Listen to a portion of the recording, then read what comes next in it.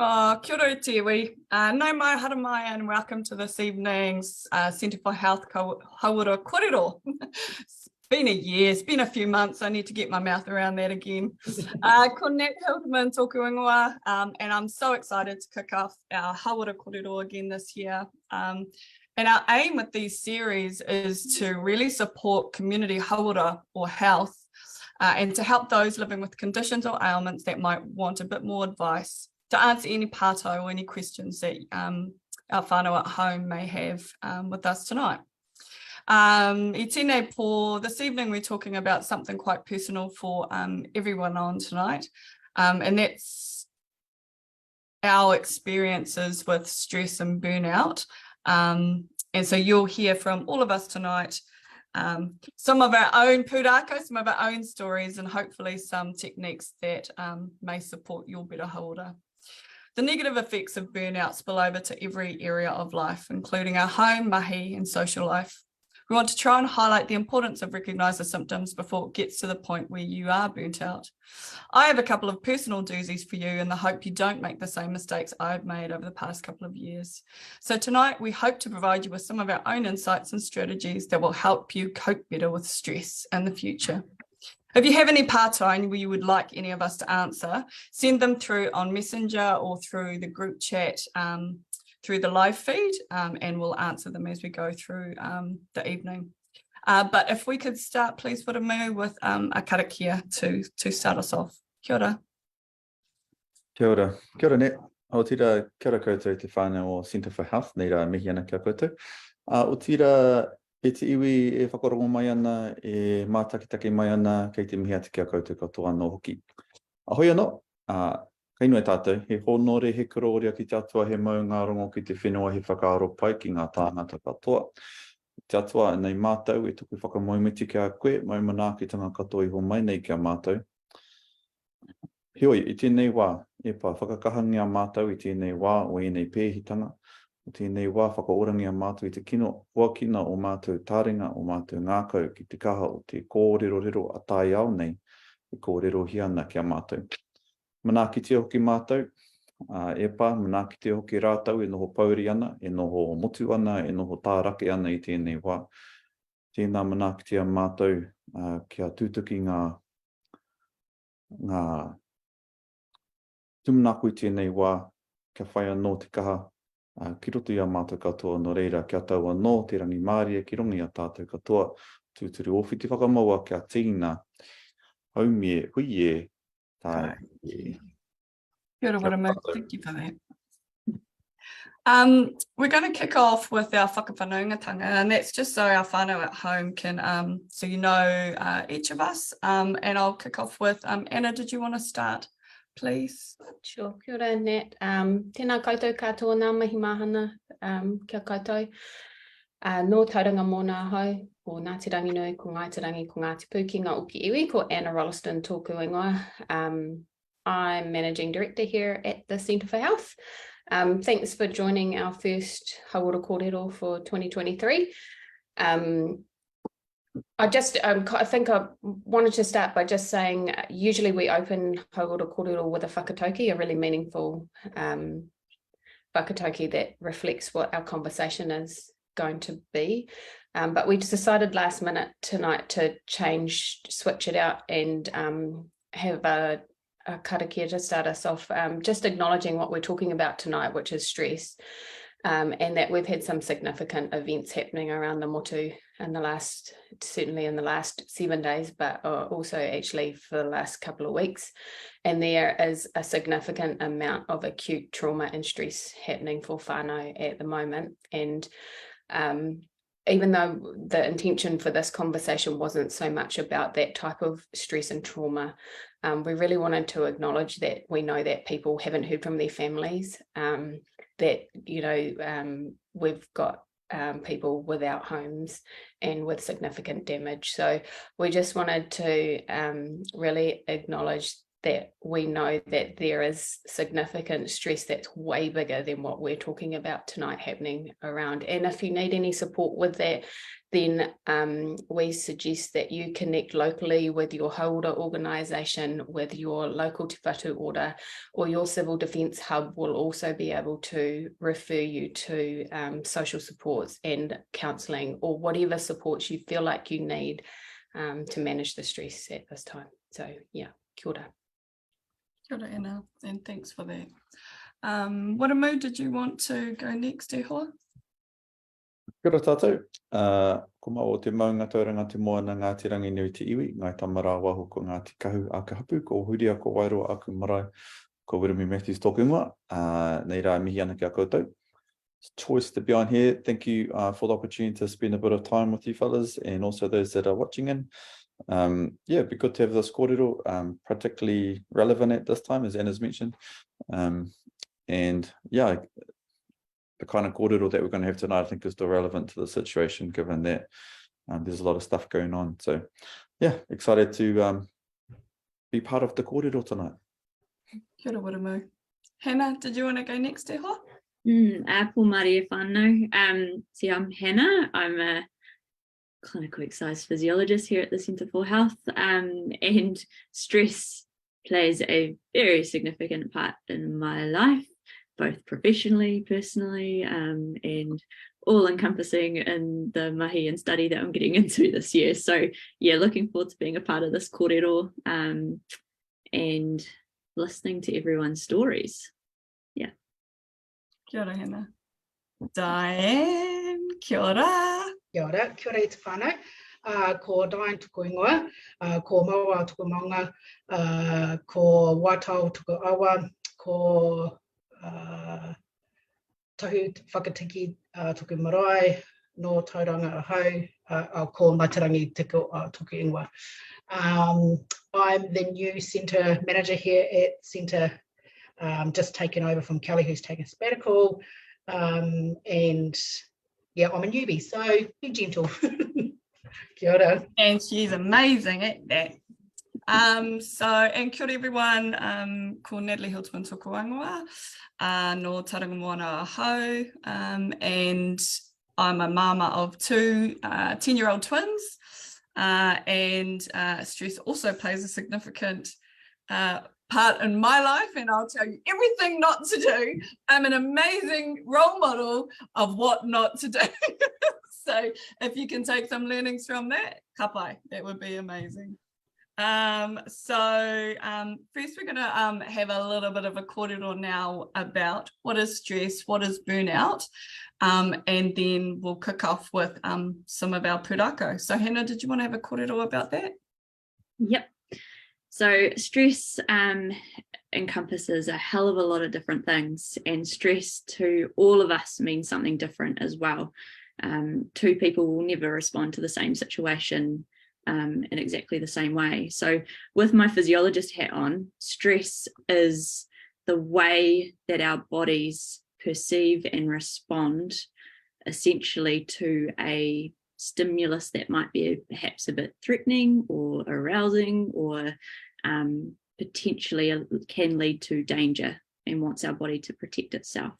Stress can be a positive thing, so exercise, for example, it still makes our bodies work hard, or it can be quite anxiety provoking and worrying, such as all the environmental factors and things that are happening on at the moment. So when I look at stress, think about stress, and try to, I guess, talk to others around stress, I'm looking at the way that our bodies from a physiological aspect are responding to stress. So stress heightens things like our heart rate, our blood pressure. It essentially puts us into a fight or flight state. So it arouses our sympathetic nervous system, which is effectively getting our bodies to physically prepare to fight, fly, or flee away from something that is potentially deemed dangerous or threatening to our physical body. So that could be a thought, it could be an emotion, it could be a trauma that occurred years ago that you start thinking about. It could be an email that you've just been sent and you're stewing over it. It could be a magnitude of work that you've just been given. It could be the fact that your environment has just been completely disrupted and you have to do something about it. Stress is a good thing because it makes us get up and go and do something quickly, particularly if that stress requires us to act quickly. However, when that stress hangs around for hours, days, weeks, months, years, that's when it starts to cause havoc. So when our sympathetic nervous system kicks into gear, we get these physical changes that happen in our body that prepare, as I said, for us to respond physically. So our heart rate goes up, our blood pressure goes up, blood flow starts going to our muscles rather than to our gut, rather than to our brain, rather than to supporting our body to digest and look after all of our other organs. So if that's happening for a long period of time, you can only imagine then what the physical issues are that could arise. So ideally, most of the time, we should be in this rest and digest state or in a parasympathetic dominant state. But with everything that's going on in life, and when we don't have control of our thoughts and our emotions, and when you've got a million different things to do and not enough hours in the day, there's very little time for us to be in a parasympathetic state, also we think. So learning how to recognize the difference between those two states, to understand what it feels like for you, and then having the tools to do something about it when you need to do something about it, and not waiting until your body completely runs out of energy and you crash and burn and spend days on the couch because your body cannot physically carry on anymore, which some of us have experienced before. Yeah, that's the ideal. So that's hopefully what we're going to talk about more tonight. But it is important to recognize that there are two different states that our bodies can be in, and we can be in both at the same time. But yeah, it's learning how to manage them. Awesome. Thanks, Hannah.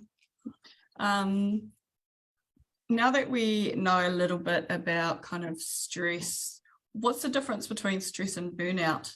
Hannah, Anna, anyone?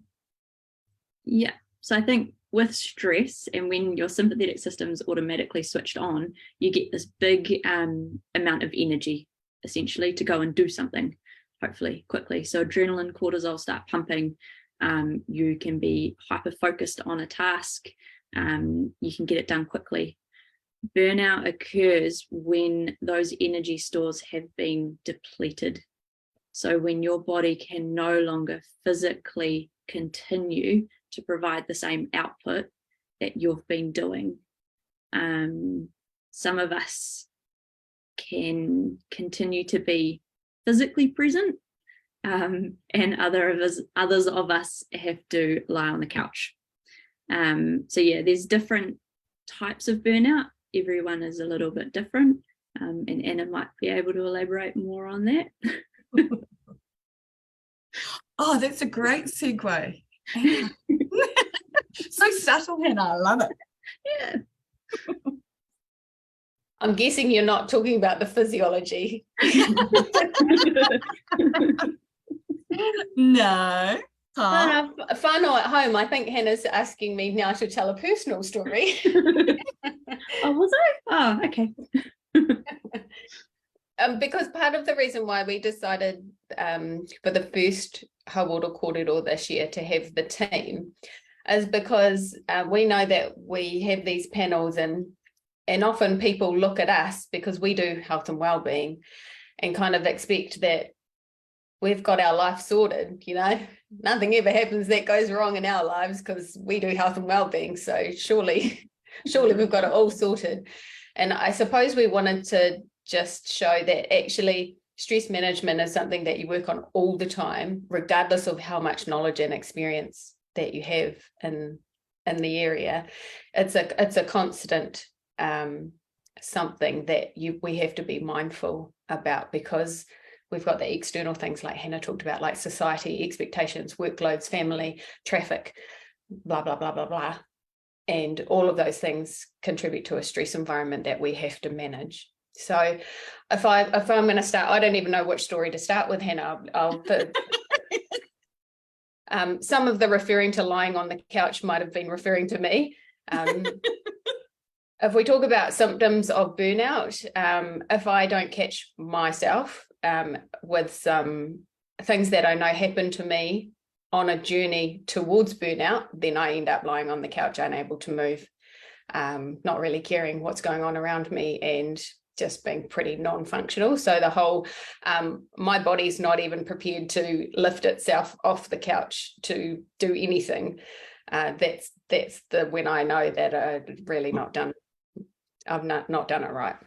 So tonight's a good example for me. I'm really tired this evening. I've had a couple of days working in Auckland, so I've been traveling, and I had a late night last night, and so I'm actually feeling not as energetic as I normally would, but I know that I can do that for a couple of days. So I've had 2 days and I'm feeling like this. And so when I got home, when I got off the plane this afternoon, instead of coming straight into work to do this, I actually went home and I looked at my diary for tomorrow and for over what is planned over the weekend, and I've rearranged it, because one of the things I've learned over my times of having burnout is that I've got some things that are flags for me. And one of the flags is when I'm feeling like this, my eyes are a little bit, I'm feeling a bit, I'm pretty tired. I've been yawning all day and I just don't have my usual bounce. So if I don't do something now, I can push through this. I can feel like this for the next 2 weeks. I can get my work done. I can keep doing all of the things that I need to do, follow my busy schedule in my diary. I can still do that, but something comes out the other end of that that's not good. So I've manipulated my diary for tomorrow and Monday, just in case tonight's sleep doesn't get me out of this that I've got.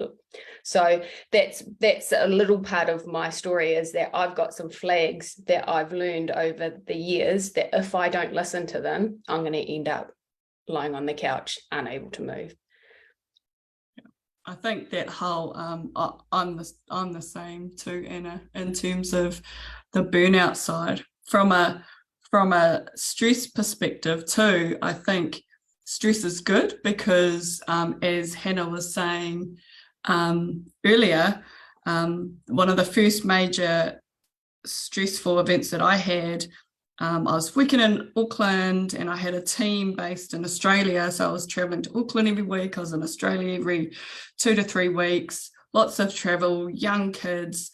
About 5 years ago, working 60 to 80-hour weeks, just completely not sustainable. And then I ended up getting shingles on my face. Not good, burnout, but I still thought, I can still push through. To me, feeling normal was to get back to work.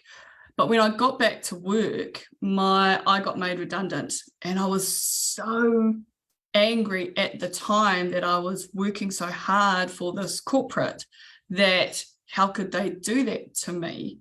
But what that made me do was kind of assess my personal values. And so I was like, why am I making millions of dollars for a corporate, for somebody who doesn't care about me, and what do I actually care about? And that's how Atify, my marketing communications agency, that's how that started, because I wanted to work with organizations and with people who are cool and who are doing things for the communities around them. And so to make that decision was quite easy because it aligned with my personal values. But then I'd made this commitment and you're like, shoot, I still have to get well. And I'm so lucky to have a husband at home that is super supportive. And I was able to start slowly, but I reckon at that point in time, it took me about 9 months for me to say, I'm not getting any better. Every month I would say, oh, I feel better, I'm better. And then another month would go past and I was like, oh, I feel even better this month. And I feel even better this month. And not everyone has the opportunity to do that. I know how lucky I am. I know that's not a reality for a lot of people, and I feel very grateful for that. But that's how long I think sometimes when you're in stressful environments that normality is getting back to work sometimes, and that's such a massive mind screw up, because getting back to work, you're going to be stressed all over again if you don't change some behaviors. So for me, that first major stressful event for me, I've got lots, that was my kind of defining. It physically took on a change to my body, but I was able to make some really awesome key decisions that changed my life. And now I get to work in really awesome industries with beautiful people. But now it's managing me and understanding my own body and what I need for me. And I think, yeah, that's another learning too. Diane's got a very different view. Yeah, my one's more stress related rather than burnout. I used to run a pharmacy. I used to do inventory accounts and admin for 3 sites. So busy as soon as I walked in the door, walked out the door the whole time. I was a nasty smoker back in the day. So when I did get stressed, I would pick out cigarettes, go outside, have that. By the time I came back in, that was enough for me to be able to breathe through what I need to do and able to focus, going, look, this is what I need to do next. Then there was a process, but I actually I quit smoking, coming up 10 years. And thank you. And one piece of advice that someone did say to me though is don't change your process. So if that's what you normally did, still go do it. So if I ever got stressed at work, still do the same process. I would get up, take my cup of coffee, go outside and just do what I normally do, but just don't have that cigarette in my hand.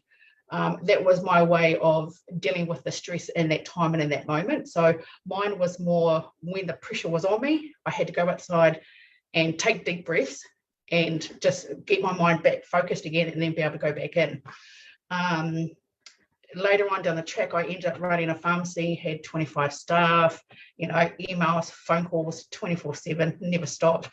I relished it, did the same process. And if I wanted a cup of coffee, I'd actually walk to the furthest cafe, just so that means I actually had a bit of me time, be able to get outside the mall and just, be able to actually take that moment for myself. Because if I made coffee in work, you're not getting out of that environment. So I needed to do something to be able to snap me out of that environment and take me away from the computer or from that situation, whatnot. But yeah, my situation is different because fell pregnant with my eldest daughter. I worked right up until about 4 days before I had her. And from that moment that I had that girl, I knew I was not going back to that job, and I did not want any of that stress or anything, because anything for me was about my daughter. And I used an example on these guys a couple of weeks ago that my eldest daughter picked up a daisy and blew the petals, but it was her face and alignment seeing the petals blow in the wind.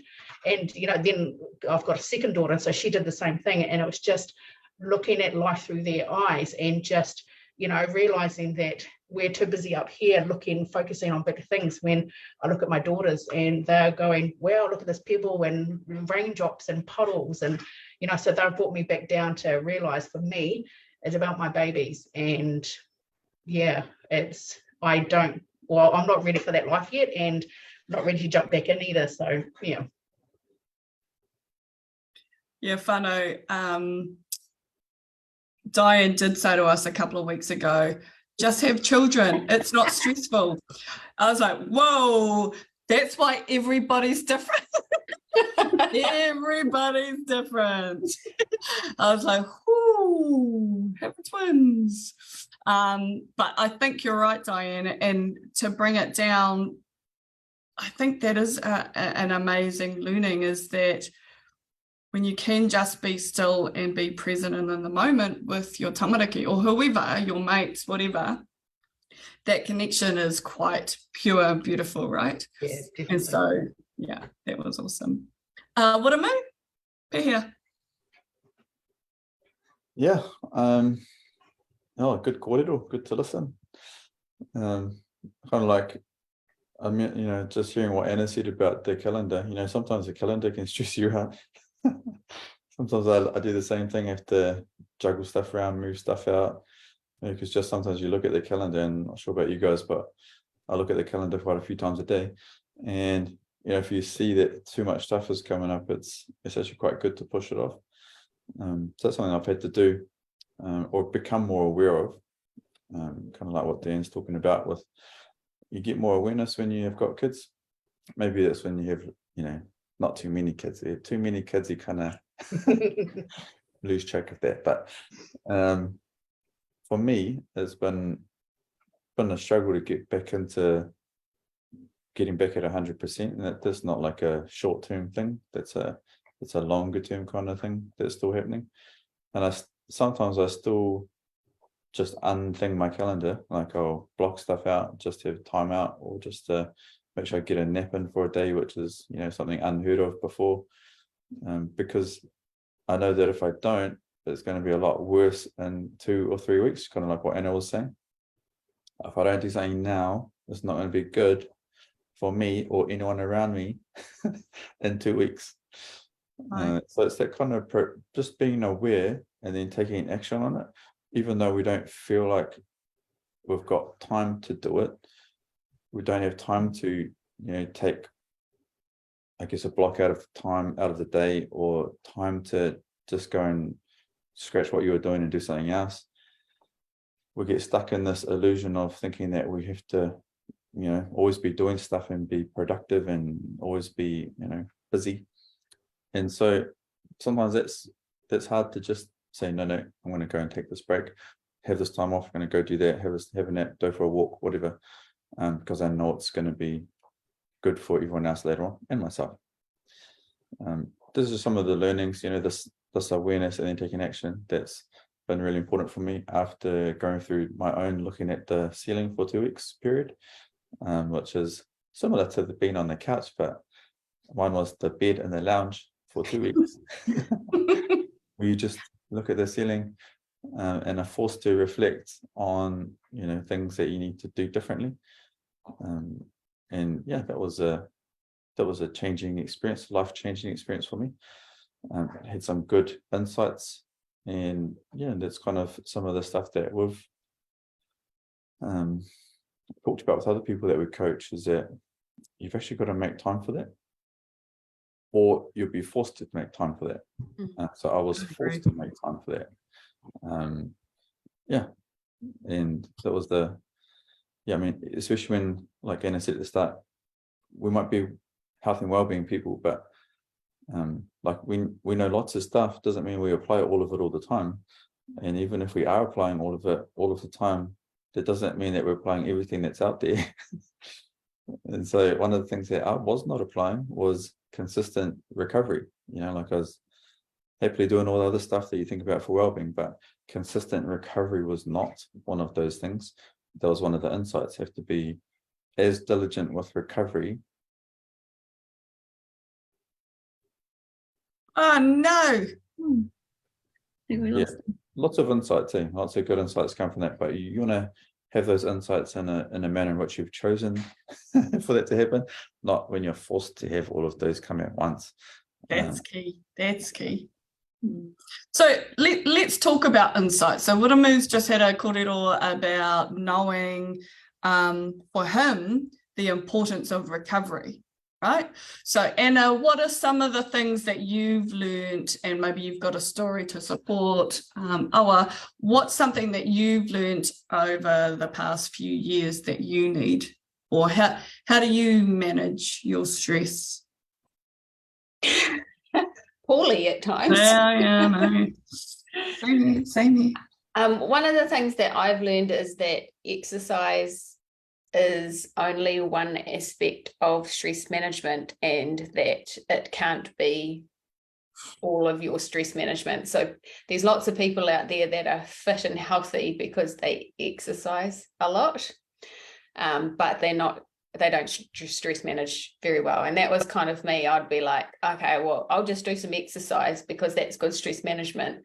But actually my body's shattered, and here I am going to make it go for a run or lift some weights or do something like that. And actually, when you think about it, even if you know nothing about physiology, it actually doesn't make any sense whatsoever. I'm exhausted, I'm stressed, I'm thinking 50 million different things, and here I am, I'm going to go and stress my body out a little bit more.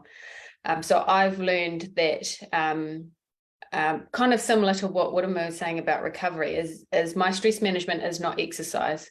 That's what I decided one day. I do exercise, that's part of my week, like I have a shower and I eat and I sleep, I do some exercise, but that's not my stress management. My stress management needed to be something else, and I couldn't think about exercise as being one of those things. So that was a big learning for me, and mostly my stress management techniques are quiet, downtime, contemplative type things.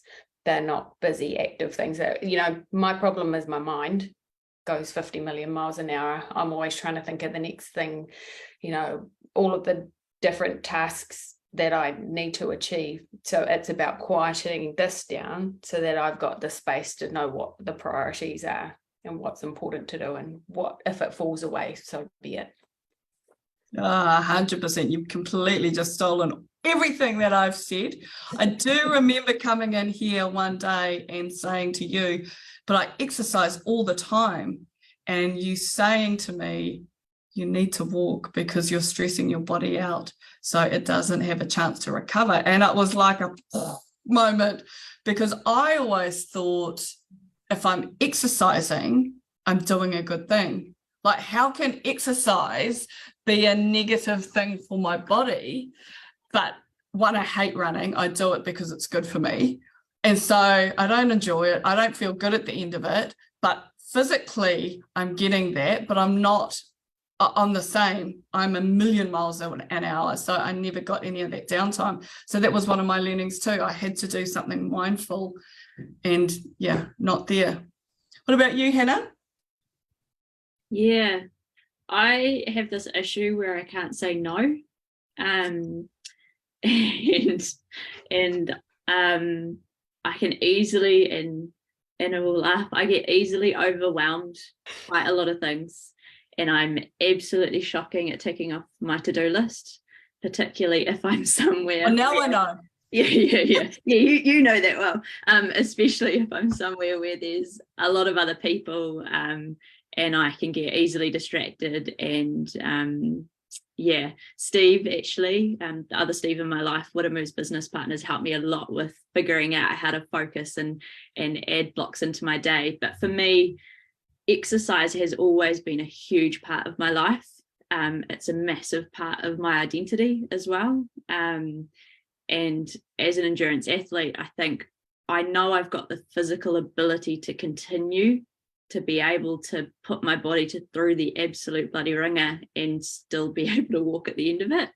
And I think that's why, for me, burnout happens in a way, well, at its worst, I'll be physically present, but I'm mentally just, I have no idea what's going on. You get in the spiral of negative thoughts. My imposter syndrome comes to the forefront massively.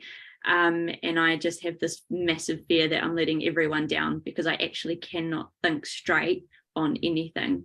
And therefore, anyone who comes and asks me for help, I'll absolutely help them because that's something I can easily do and support them with straight away.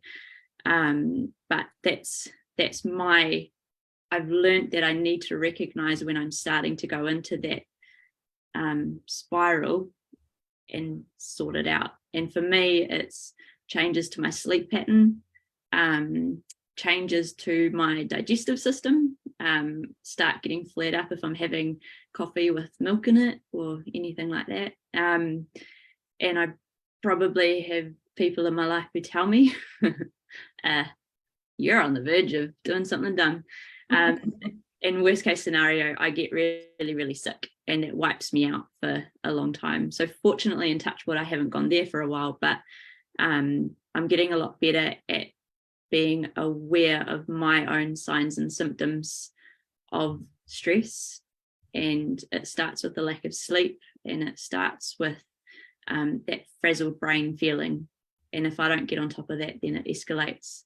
And I think awareness is it's an interesting conversation as well that we've been having with a lot of people, because it's actually really hard to build awareness of stress if you don't actually recognize the difference between being in a stress state and not being in a stress state. Because for so many people, being stressed is normal. They're literally running a million miles an hour every day of their life. And so they never actually sit down, stop and think about the fact that, oh shit, actually, I'm really stressed. And so there's a whole lot of technology now that's available that might allude you to the fact that perhaps you're a bit stressed. All of the wearable watches, rings, or just simply ask your kids or your partner or whomever else around you. But it's the mental side of stress that is really, really hard to get a grasp on. And it's something that actually, if you want to properly manage your stress, you need to first be able to recognize those mental symptoms, the thoughts and the emotions and behaviors. So for me, I run away to the bush. I might just start running and it turns into a walk, because I realize that actually I'm completely knackered and running is hard and my heart rate's through the roof and my breathing's like I'm doing a 10K time trial. And so I'll just stop and walk.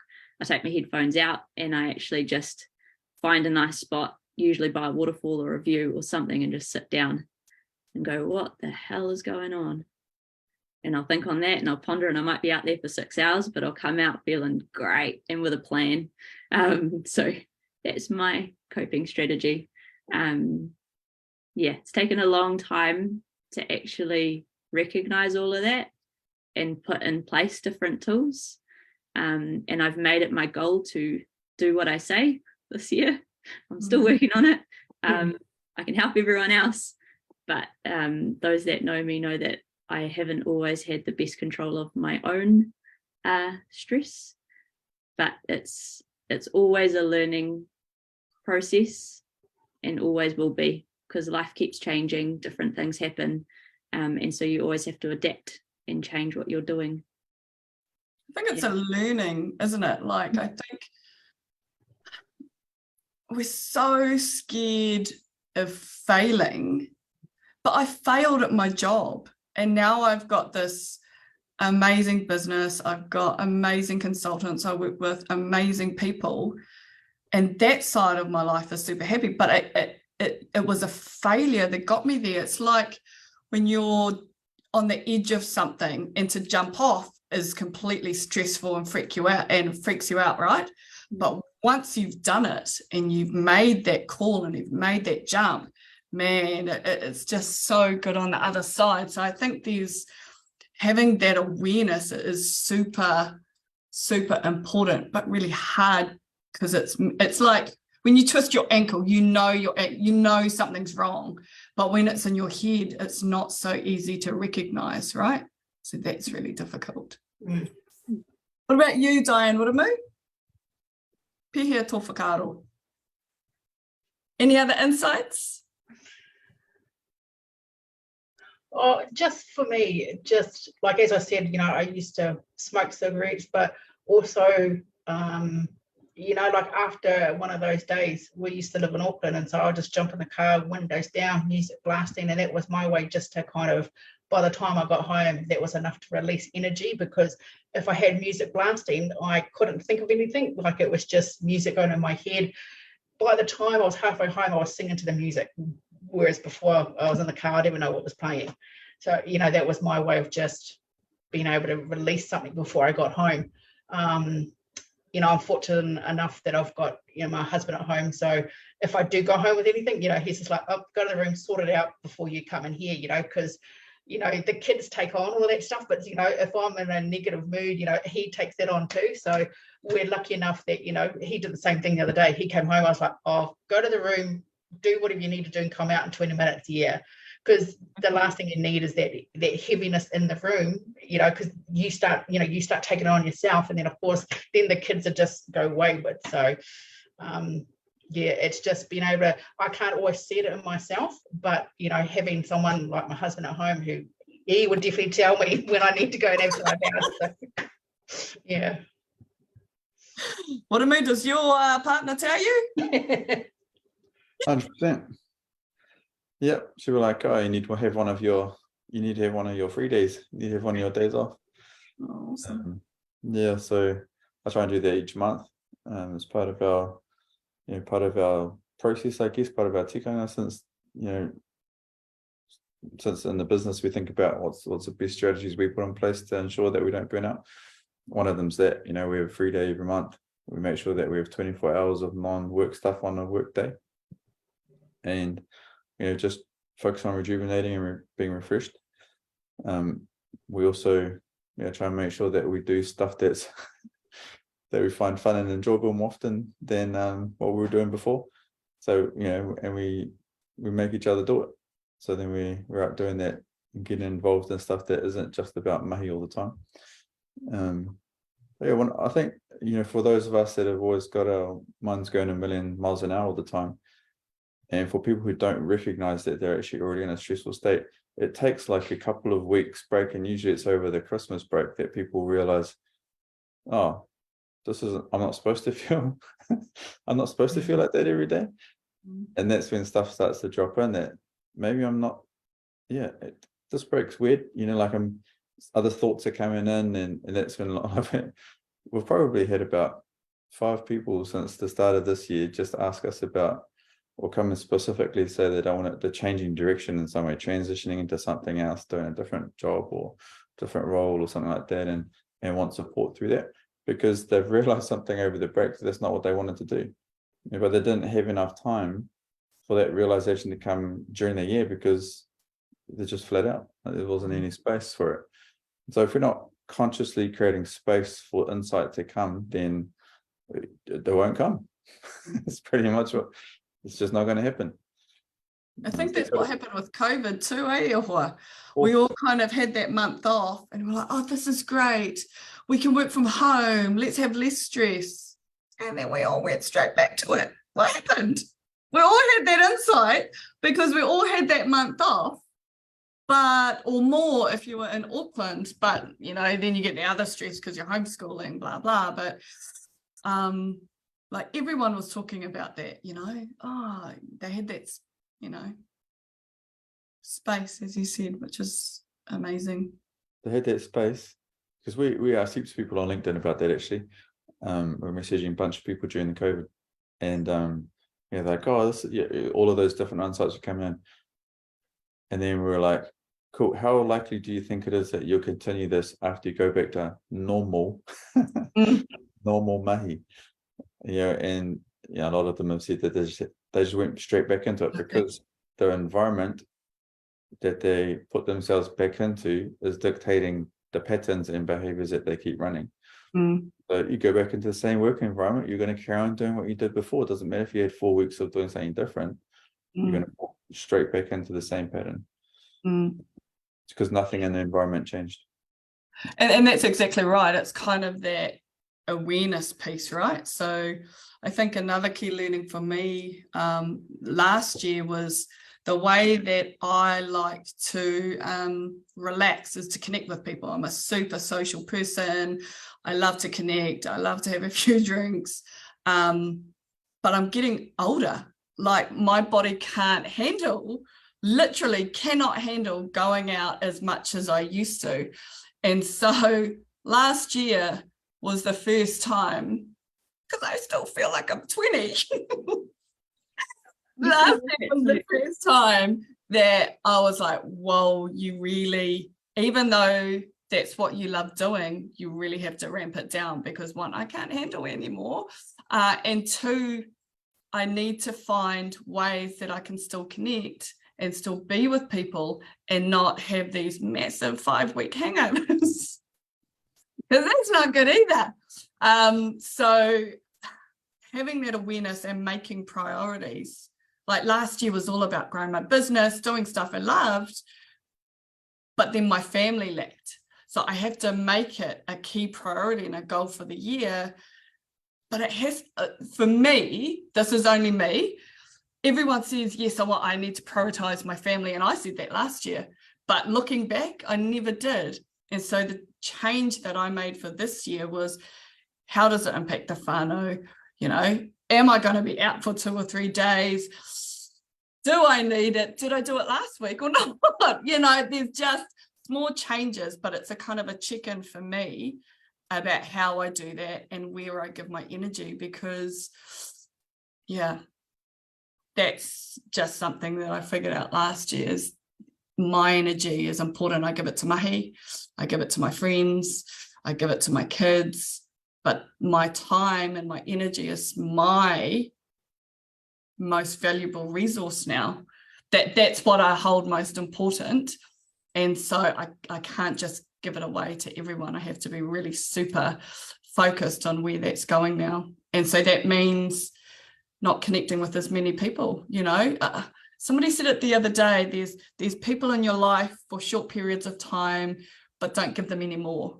There's whānau who always have your back, give them the majority, you know, where you fill your cup, do things like that. But just be very conscious that you're not giving someone who comes in and out of your life a lot of energy that you don't have to give. I thought that was quite powerful. What about tools, guys? What about tools or strategies, other strategies that you guys use around stress management?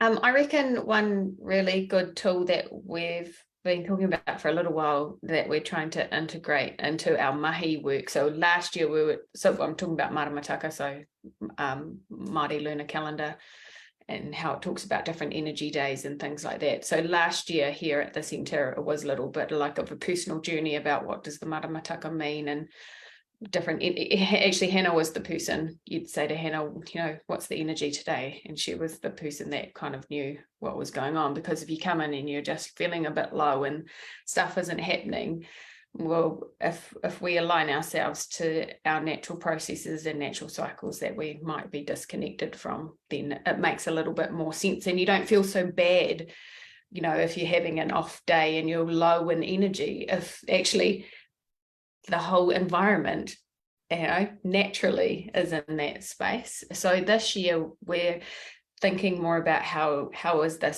does this become part of our work life? Because when we look at the maramataka, you know, there's a number of days that are high energy, and then it descends down, the energy goes lower and lower, and then there's some low energy days, and then there are days that are good for planning and thinking, and then there are days that are just like go hard days, you know, you can get up early in the morning and work your butt off for as long as you like, and you won't feel like you've done that, because that matches the energy of the day. So one of the things that I've actively started doing is I always had a rule that I stopped work at 5 o'clock at nights, because I was really protective of my non-work time. I've always been like that my entire career. I stopped work at 5 o'clock and I never worked on the weekends. But actually, that doesn't work. That Gregorian way of thinking doesn't work if you're thinking about connecting to the natural system. So I've started sounds stupid, I allow myself to work in the weekends sometimes. But because I used to feel guilty if I worked in the weekends, because I had, you know, my priority, that was family time, that was kid time, that was the time that I did not do work. And I felt bad if I had to, because I needed to squeeze something in. So now I look at what is happening over the course of the lunar month, and I identify some weekends where actually that'd be good work days, and then I'll go and scrap an actual Monday to Friday day out of my diary and not do work on that day. So I'll find not always a low energy day, actually. I don't always scrap a low energy day, because sometimes I want a high energy day to go and do the stuff that I want to do for myself. So I'll choose a high energy day during the week to not do so much actual work, and then I'll work on a weekend day. And that's been really, it's kind of weird to start off with, and you stuff it up a little bit, but I've found that super helpful. And then I can, like those days when I can muscle through the work, and I can pretty much do a 12 hours, you know, writing, thinking, doing, ticking off my task list. And honestly, you feel amazing at the end of that. You've pretty much done a month's work in a day. And that's because that's what the day's designed for. And then you can have some time off without feeling like you're useless, doing nothing, lazy. Hannah, how are you, and why did you start looking into the maramataka? Tell us a little bit about that. to be completely honest, it was because I wanted excuses as to why I was completely out of energy. And then Mary would say, oh, we're in such and such phase, you know, the energy is low, that's okay.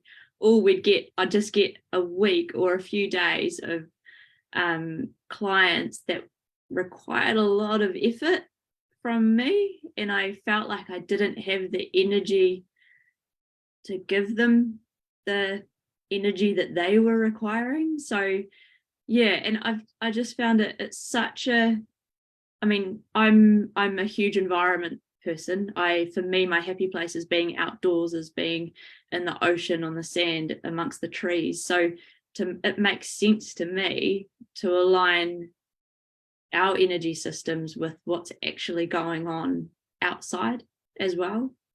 Because if it's a beautiful sunny day and we're in a high energy phase, I want to be outside doing something out there, not stuck in a windowless room, talking with people that I don't know, feeling ugh.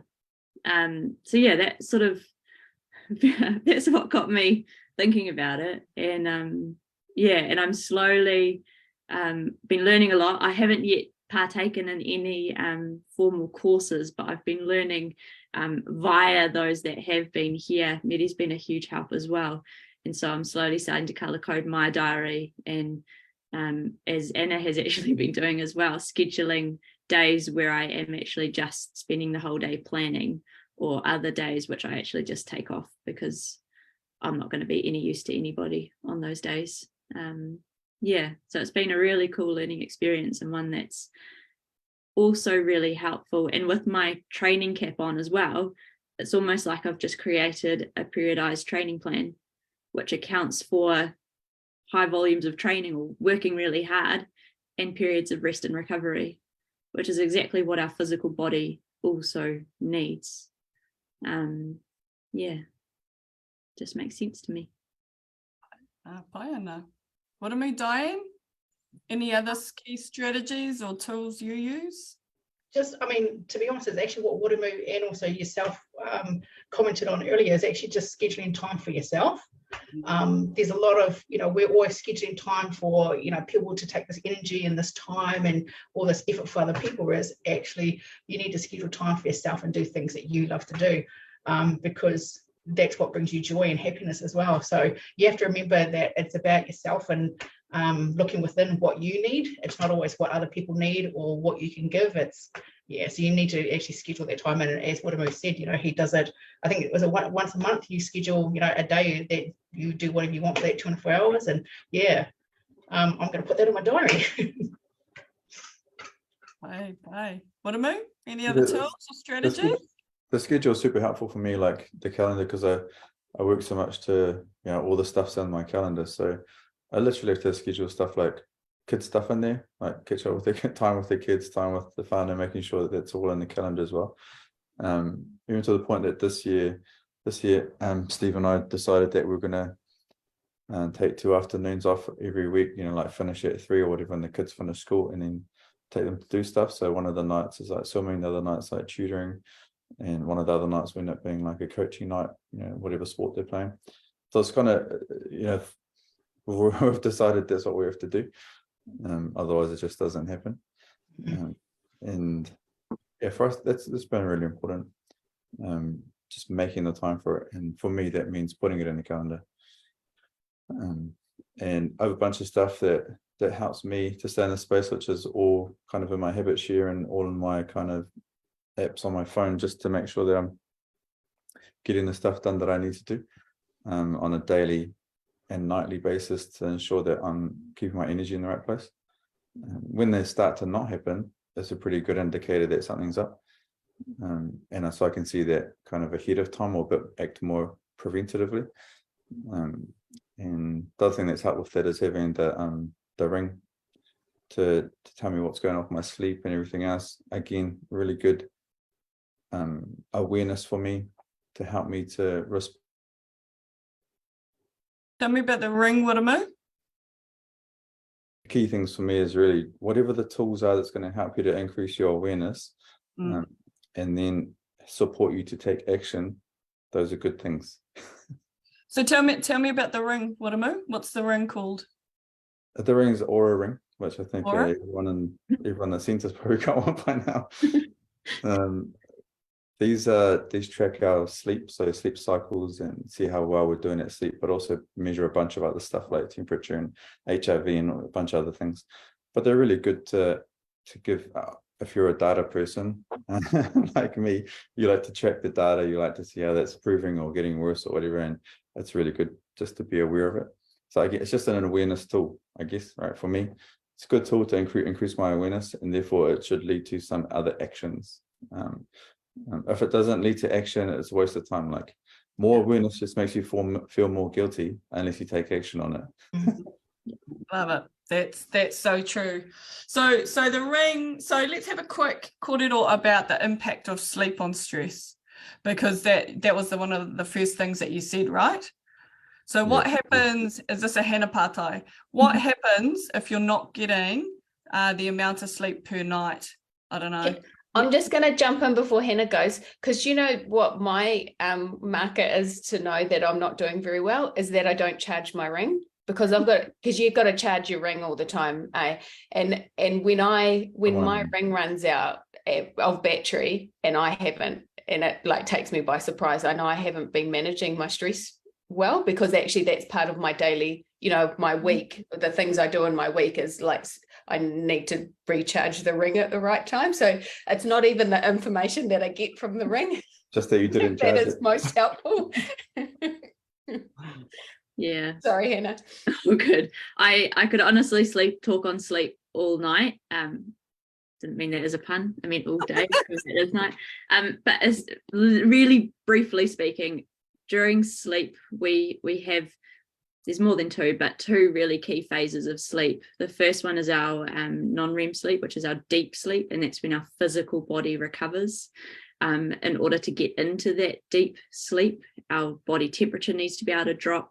We need to be completely calm. We need to be able to switch our brain off, and we need to be able to fall into that deep sleep. So our body needs to feel safe that it can do that. And then we also, and usually that happens in the first half of the night, and then in the second half of the night is when we get what's called REM sleep, and that's when our mental health and our brain has the opportunity to start recovering. And we need both of those forms of sleep for our entire being to be able to recover. And recovery is when things happen, like we lose weight, we build muscle, we look after our mental state, we retain memories, we retain information, we are able to, process all of those things. So if we're not getting adequate amounts of REM and non-REM sleep during the night, then we're affecting our overall health. And you're going to end up with some pretty significant health issues and potentially mental health issues later on. So yeah, these rings are fantastic tools for telling you how much of those different types of sleep you got, how long they were, how short they were. And so they're an awesome tool for doing that. And I always tell everyone that if you can do all the good stuff during the day, you can follow your training plan, you can eat really, really well, but if you don't sleep at night, that was a total waste of time. And the only way to sleep well at night is for your body to feel safe that it can fall asleep. And in order to feel safe, we need to be able to manage our stress. So stress is really at the crux of everything that we're trying to achieve in order to, so find things to help you manage your stress, whatever they are. Yeah. That's awesome. I love it. Just quickly, is there a difference between male and female in terms of how much sleep we need? Yeah, not necessarily in terms of how much sleep we necessarily need, but there's definitely hormonal changes that will impact on the amount of sleep that you're getting. Yeah. I always say women are far more hard done by that, but that's also because I am a female. But yeah, certainly your hormones will impact on the amount of sleep that you're getting, but also so does what's happening during the day, what your lifestyle encompasses, your age. They all play a part in the amount of sleep that we need, the types of sleep that we need, but also how much we're actually getting. Ka pai. My wife beats me on the sleep every night. Yeah, I'm I've like, seen your ring Not that it's a before. competition, but it is a competition at our house. And every morning I'll be like, 75. She's like, 78. And I'm like, 81. She's like, 85. Yeah, yeah. And I think another point as well, like with these wearables, they're a really awesome tool, and we're all data people, and we can understand what that data is saying, and we can transfer it into usable tools for ourselves. But I think there are a lot of people for whom having a device that is telling them constantly how they're going and every day what's happening is actually a massive source of anxiety. So I think it's really important to have some tools that are going to help you manage your stress in a way that is not creating more stress, but is allowing you to be more aware and to bring recognition to what's going on. So yeah, that might just be starting some meditation instead. Love it. Love it. Loads of insights tonight, whānau. Awareness was a big key theme for the evening. Understanding your own body and what you need. Everyone is different.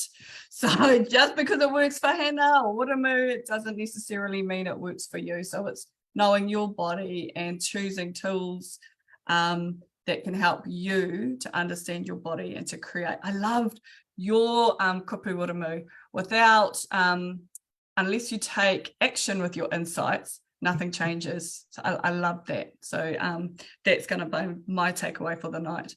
But if we can just quickly whip round and everybody just say one thing that they think that whānau at home, one insight, that would be great. Anna, let's start with you. We haven't talked about it tonight, but mine's breathe. Whenever you feeling whatever stress feels like to you, whatever part of your body sensation that happens that is defines stress for you, breathe and get into a habit of doing that when you feel that thing, and it will be really helpful. You're vibing tonight. Stop taking all my stuff. Diane? Mine would be to get up and walk away. Try and, if it's like Hannah said, if it's an email, get up and walk away from the computer. Even if it's just to walk outside and instead, have a, breathe and then come back again. Yeah. Goodbye. Thank you. Wiramu? I think sleep's like super critical. Like if there's one tablet that would solve a whole lot of stuff, it's sleep. And sleep is the bridge from despair to hope. That's literally facts. Love it. Hannah? I've actually got a couple of things which I'm stoked no one else has said, but one of them is just find something that grounds you, that relaxes you, and do it every morning and do it every evening, because that'll help you start the day well, but it'll also help you switch off at night and hopefully aid in getting a better sleep. And then the second thing is find something that brings you joy and make sure you do it every single week, and put it in your diary if you have to, so that you look forward to it. It can be something that takes half an hour, it could be something that takes an afternoon, and it might just be getting out for a trail run if you're like me, or reading a book, or even watching your favorite movie. Something that just makes you smile, something that just makes you feel, that was cool, and do it. Because I think in this busy world, we need to start smiling more and enjoying the little things. Yes, yes. And I'm the same. I love having that same passion for my own life, but also because we're at work, so easy to say, it's so cliched, but really working on stuff that makes you passionate and makes you want to create an impact or have an impact, or just working on stuff that you love just makes it so much easier. But man, I have to diarise everything this year. So at midday every day, I've got my breathe little notice where I just take 5 and I breathe. I've got a little beautiful heart tool as well. And not only do I use this heart tool, I have it on my large screens to remind me throughout the day to just take a break, because as I said before, I was using exercise as that kind of break, that mindfulness break for me. So I hope, whānau, watching at home, that you've been able to take on some of the strategies and insights from our many pūrākau throughout the night. And we were able to, in some way, maybe give you your own tools and strategies to cope and thrive in these crazy busy lives of ours. But everyone, Anna, did you want to talk about our whakatauki that we wanted to close with, or did you want me to? I think we'll just close with karakia, shall we? Yeah. I'm happy to do that. And unless anyone's got anything else they want to throw in, Kyle? Okay. Well, thank you everyone for joining our first Hauora Kōrero for 2023. And we look forward, they're going to be rolling on the third Thursday of the month at 7 p.m. Every month. So maybe that's something for your diary. Just something else for your diary. So thanks for coming along. Stay safe, look after each other, and I'll close us off with karakia. Me noi tātou. Kia tau, kia tātou katoa, te atawhai o tō tātou āriki a ihu karaiti, me te aroha o te atua, me te whiwhinga tahitanga ki te wairua tapu, ake, ake, ake, āmene. Ka kite whānau.